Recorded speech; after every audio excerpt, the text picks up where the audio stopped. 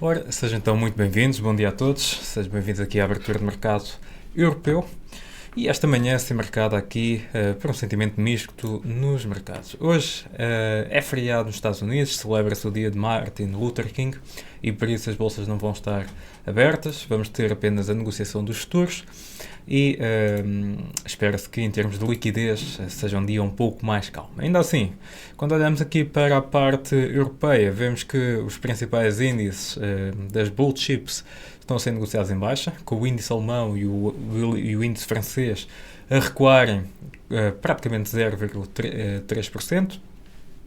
E aqui o FTSE em linha também aqui com o índice alemão e com o índice francês. A ação asiática de hoje acabou por ser mista, portanto tivemos aqui o índice japonês em destaque, que atingiu máximos dos últimos 34 anos, enquanto que os índices chineses voltaram a reagir em baixa. Este fim de semana tivemos também as eleições em Taiwan, acabou por,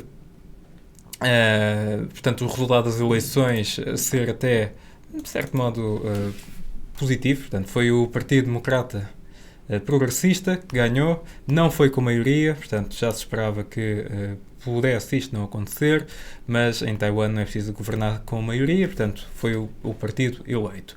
O porta-voz da Casa Branca já já felicitou os resultados e, portanto, poderia aqui apontar para o outro partido que pudesse aqui agitar um pouco mais a esfera geopolítica e acabou por isso não acontecer. Ainda assim, a questão em Taiwan continua a ser um ponto sensível e importante de se acompanhar ao longo dos próximos tempos. Ora, em termos de calendário económico para o dia de hoje, como eu estava a dizer, portanto, o mercado americano está encerrado devido ao feriado de Martin Luther King.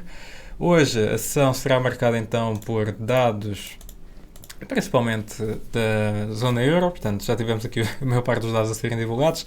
Os dados sobre a balança comercial foram divulgados e os dados sobre a produção industrial e também aqui no calendário não está, mas sobre a inflação também foram divulgados. Destacar aqui no caso alemão, portanto reparem que o PIB em relação ao mesmo período do ano passado, portanto referente ao último trimestre do ano passado, contraiu 0,3%, ao contrário do que aconteceu no mesmo período do ano anterior, em que cresceu, onde a economia conseguiu crescer 1,8%. Portanto, aqui a Alemanha, mais uma vez, numa situação um pouco sensível. Além disso, também esta semana vamos ter várias intervenções de Lagarde. Este fim de semana já tivemos algumas intervenções de membros do BCE a referirem que, possivelmente no primeiro semestre do ano, poderão falar de reduções dos juros. Isto porque, neste momento, é um pouco prematuro avançar já com os cortes. Concordo plenamente. Ainda assim, portanto, aqui a condição económica na Alemanha e também, eventualmente mais tarde, em França, deverão aqui ditar quando é que podemos aqui ver cortes sobre os juros mais cedo do que, pelo menos, estas datas que começam a aparecer. Portanto, o dia de hoje, como podem ver, não é um dia assim muito preenchido em termos de dados de calendário económico. A liquidez espera-se também que seja um pouco mais reduzida, devido então ao feriado nos Estados Unidos.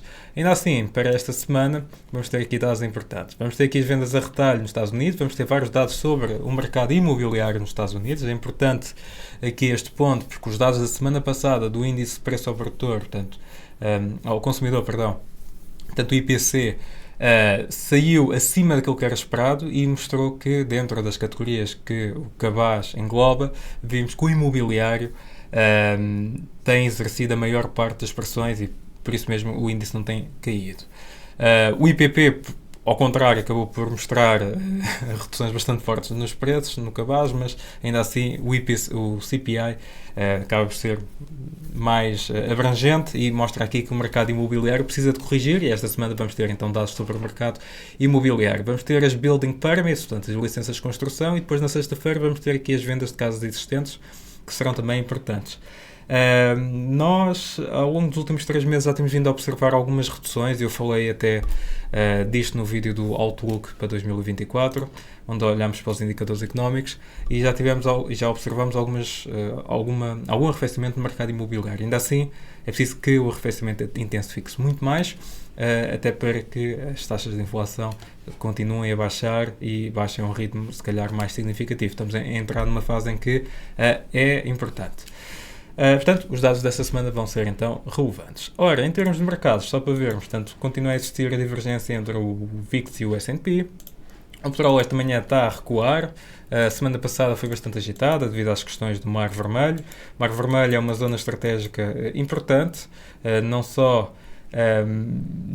pelo que se está a passar no Médio Oriente, mas também mesmo a nível da Europa. Portanto, é o corredor da Europa para a Ásia.